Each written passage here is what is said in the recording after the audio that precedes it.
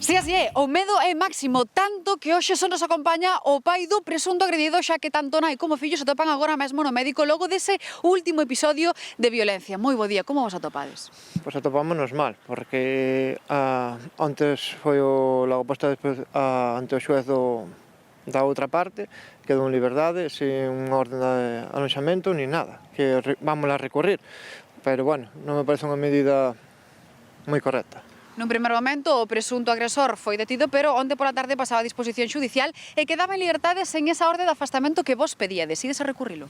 Claro que vamos a recorrilo, porque el sin orden de alonxamento pode ir a xunto de súa nai, e non sabemos se os vai esperar no rellano, nas escaleiras, cerca do edificio ou nalgún sitio, porque ahora foi así, un presunto coitalo, bueno, un coitalo que se ven nas imaxes, pero o seguinte que vai ser?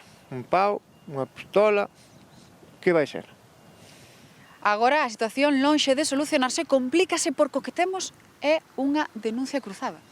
Sí, ao parecer a xueza e a abogada da outra parte pois preguntoulle ao rapaz como lle fixera as lesións á señora cando se ve no vídeo que eles non dan o salido do ascensor para tirala no chan e facerlle os lesións que dicen.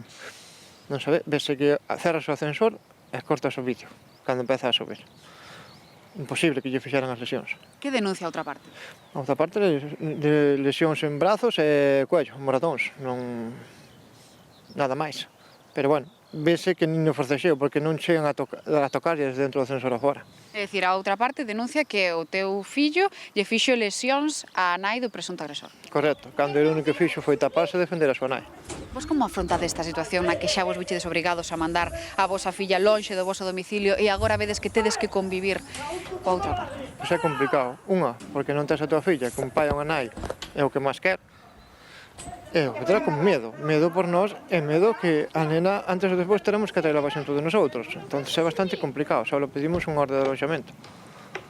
Pois xa están a ver, compañeiros, esta é a situación, moitas grazas por atendernos, tan complicada que está a vivir esta familia en Lugo, no barrio do Sagrado Corazón.